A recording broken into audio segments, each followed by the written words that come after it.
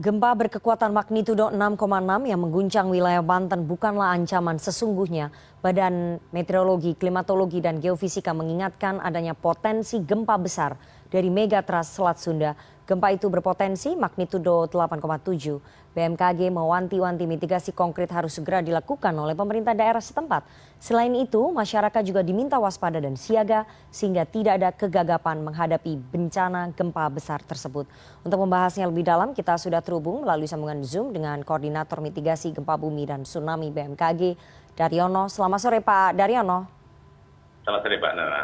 Oke, sebelum kita masuk ke dalam gempa besar megatrust 8,7, saya ingin tanya terlebih dahulu Pak Daryono, ini BMKG memprediksi gempa susulan di Banten akan terjadi hingga 2 pekan ke depan. Apakah kemudian potensi gempanya semakin membesar atau energinya akan semakin menurun Pak Daryono? Iya, kalau kita melihat sering terakhir ini terhadap gempa susulan, tampaknya memang sudah mengalami penurunan yang signifikan ya. Harapan kita beberapa hari ke depan susulan itu sudah berakhir. Kita syukuri Pak, sehingga gempa susulan ini termasuk gempa yang memiliki karakteristik susulan yang tidak banyak. Dan ini harapan kita tidak akan stabil lagi Pak. Oke, artinya tidak membahayakan begitu ya sampai 2 pekan ke depan bagi warga yang terdampak, karena kan di sana ada 1.000 rumah, ya, 1.000 rumah warga yang terdampak. Ada pesan dari tren gempa susulan yang terjadi ini menunjukkan ke depan tampaknya lebih baik. Oke, Pak Daryono, gempa magnitudo 6,6 yang kemarin mengguncang Banten, apakah termasuk salah satu megatrust Selat Sunda, Pak Daryono?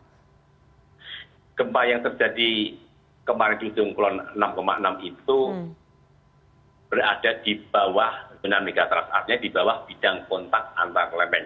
Kita menyebutnya sebagai gempa intraslab. Gempa akibat adanya patahan di dalam lempeng Indo-Australia, lempeng samudra. Sehingga gempa ini memiliki karakteristik yang unik karena memiliki pancaran gelombang gempa yang kuat, energi meradiasikan gelombang seismik kuat, dan spektrum yang kita tidak tahu dirasakan hingga Palembang, hingga perbatasan Jawa Tengah dan Jawa Barat. Dan ini bukan gempa megatrust, tetapi dampak dari gempa ini bisa menambah tegangan karena memang berada di bawah zona megatrust, sehingga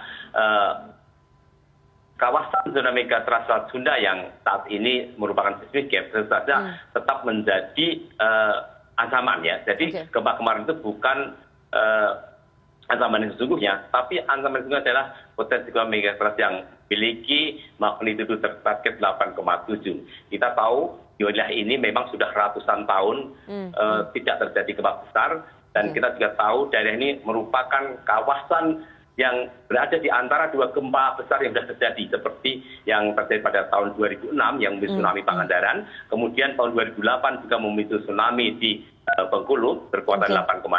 Nah, antara 2 gempa besar di Pangandaran dan di Bengkulu ini adalah zona kosong gempa besar yang suatu saat bisa rilis. Tentu saja kita harus menyiapkan mitigasi konkret bagi masyarakat pesisir di Jawa bagian barat seperti di Banten, kemudian di Jawa Barat, DKI Jakarta, termasuk juga Lampung dan Bengkulu. Oke, tadi Anda mengatakan bahwa gempa 6,6 yang terjadi di Banten ini bukan gempa megatrust, tapi ini bisa memicu tekanan gempa yang lebih besar lagi begitu ya, yang kalau diprediksi oleh BMKG ini magnitudonya mencapai 8,7.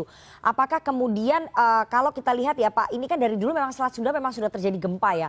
Kenapa kali ini harus lebih diwaspadai? Apakah karena sudah lama tidak terjadi gempa besar seperti yang diprediksikan oleh BMKG? Ya, jadi Selat Sunda ini sebenarnya memiliki catatan tsunami itu sudah 10 kali, Mbak. Seperti yang terjadi pada tahun 2018. 416, 1883, 1928, 2018 itu berkaitan dengan Krakatau. Tetapi yang berkaitan dengan gempa itu 1722, 1852, 1958. Kemudian tsunami akibat longsor itu terjadi 1851, 1883, dan 1889. Ini adalah catatan nyata bahwa di sana itu sudah beberapa kali terjadi tsunami. Nah, kita tidak bisa menghitung waktu pendek ya, karena kejadian tsunami itu memiliki periodisitas yang panjang. Sehingga ketika kita 2018 saja kita sudah menyaksikan tsunami di situ. Ini bukan karena 2018 itu bukan karena tsunami karena gempa ya, tapi karena flank collapse anak Krakatau. Nah, yang gempa ini saja menjadi ancaman yang tidak boleh kita abaikan. Juga longsoran. Jadi ada 3 ancaman tsunami yang bisa terjadi di sana, baik itu akibat gunung api, kemudian longsoran, dan juga gempa bumi. Demikian betapa rawannya daerah ini, tetapi kita tidak usah terlalu pesimis. Kita bisa melakukan jaminan-jaminan mitigasi jika kita melakukan dengan serius dan sungguh-sungguh. Oke, langkah mitigasinya konkret yang disarankan BMKG kepada Pemda untuk mengantisipasi ancaman 3 tadi yang tadi Anda katakan bahwa ada longsoran, kemudian 2 hal yang lainnya, ini apa? Supaya tidak terlihat ada kegagapan mitigasi saat gempa terjadi, Pak Daryono. Iya, saya sampaikan dulu apa yang dilakukan BMKG. BMKG memberikan perhatian yang luar biasa terhadap kawasan Selat Sunda ini. Kita memiliki 18 sensor seismik di sana.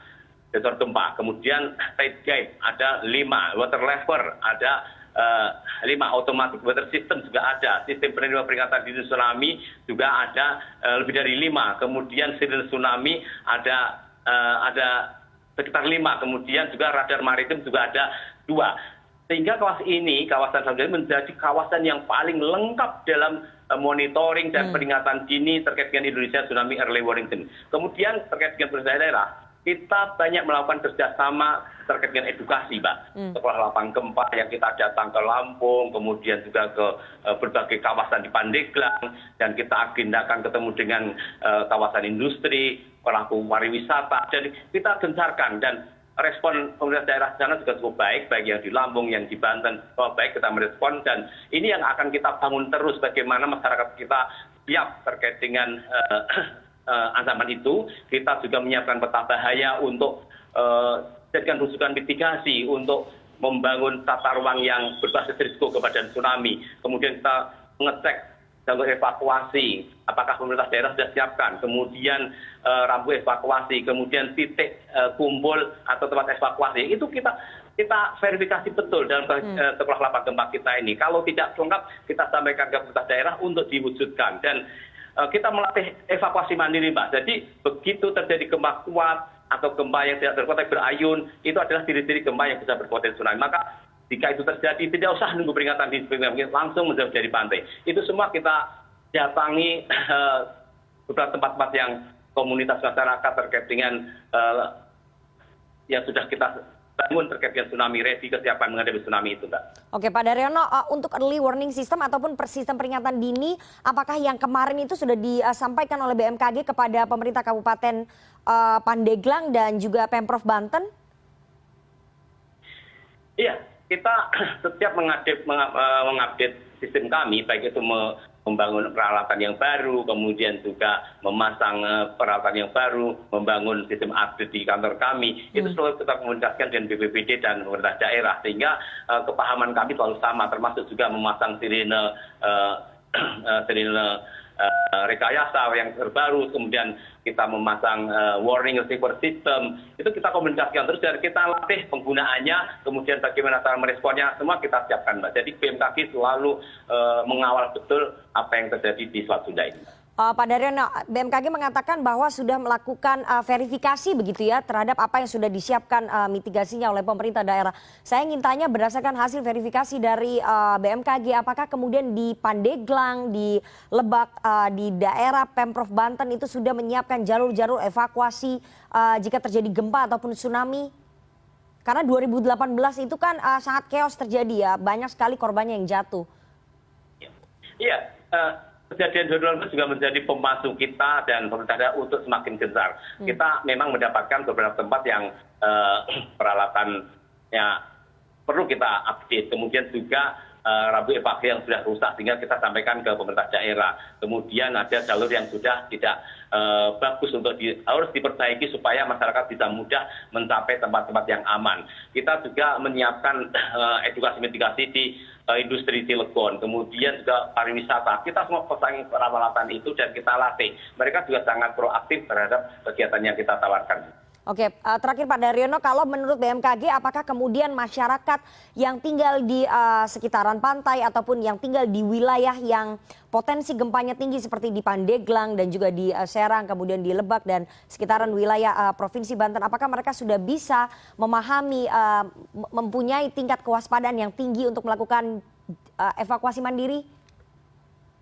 Ya, kita tetap progres untuk kita edukasi, meskipun belum semuanya, tetapi ini kerja panjang kita, long life education kita bergandeng dengan Pemda, dan juga BPBD, para relawan, NGO, dan semua kita libatkan dalam kegiatan ini, Mbak. Dan meskipun masyarakat sangat banyak di daerah rawan itu, tentu saja itu progres jangka panjang kita, dan inilah yang saya maksud ketika gempa tidak bisa diprediksi, dan ketidakpastian kawan tidak tahu, maka kita masih punya waktu untuk melakukan edukasi dan upaya mitigasi konkret ini, Mbak. Oke, semoga tidak terjadi lagi bencana ya di tanah air dan masyarakat bisa lebih waspada dan juga tanggap terhadap potensi ancaman gempa yang lebih besar yang disampaikan oleh BMKG dengan magnitudo 8,7. Semoga itu tidak terjadi.